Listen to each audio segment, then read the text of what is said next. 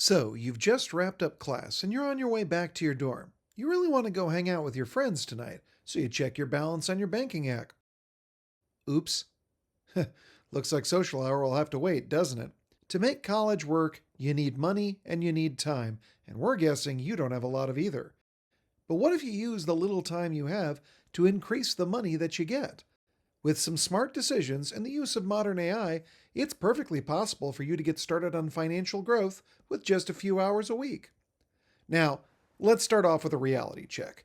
We're not claiming to make tens of thousands of dollars in a month. This isn't some fantasy video that tells you about how AI is going to completely rewrite your life and earn you passive income in the millions of dollars.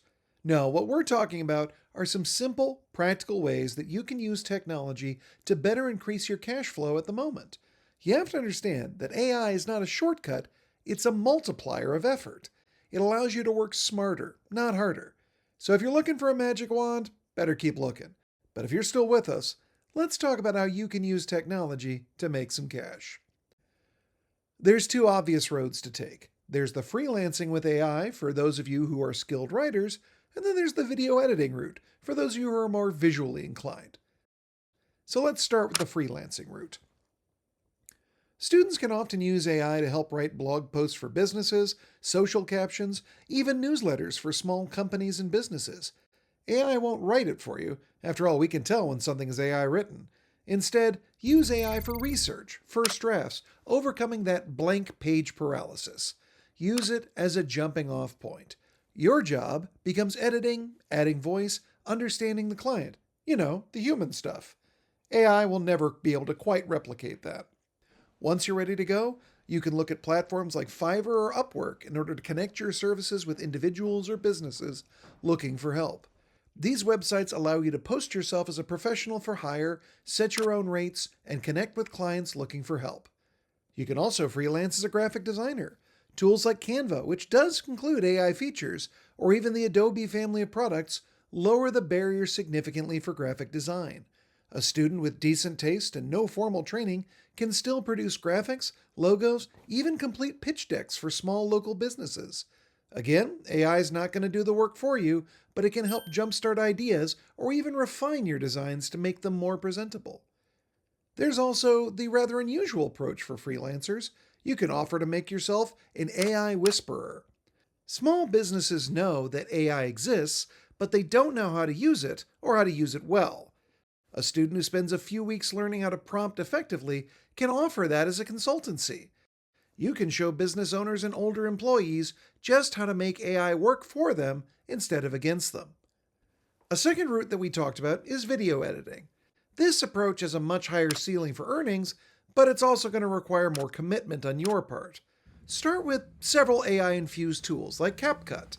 CapCut is genuinely learnable if you put in a few weeks of practice. Its tools can help you convince a potential employer that you've been at this for years instead of a few weeks. AI features and editing software can now handle things like color correction, noise removal, and auto cut on silence. Descript is an AI tool that is particularly useful for removing silence automatically. These sorts of things are the tedious parts of the job that would eat up a majority of a beginner's time. AI can now speed up the process considerably. Just as you're unlikely to start freelancing for a Fortune 500 company right off the bat, you shouldn't expect to do video editing for major businesses after just a few weeks. Instead, start small. Offer your services to small YouTube channels or local businesses. Once you build up your portfolio, 3 to 4 jobs ideally, then you can start raising your rates and looking for bigger fish.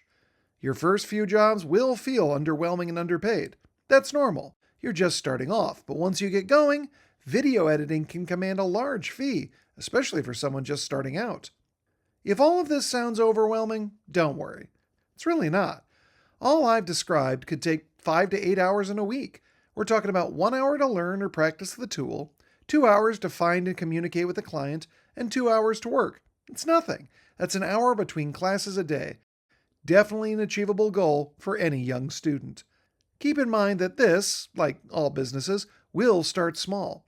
In month 1, you're looking at maybe $50 to $150, but this can grow. As you build up a portfolio and a client list, you can start realistically getting more and more business and be able to charge larger and larger amounts. By the third month of this, you could consistently make $300 to $500 a month.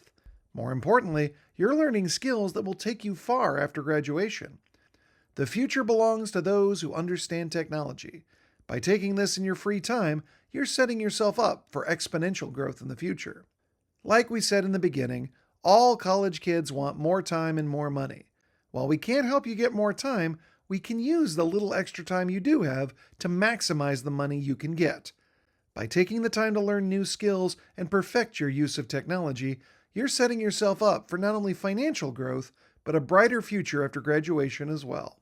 If you want more great advice videos like this, make sure you hit the like button and subscribe for more content to come.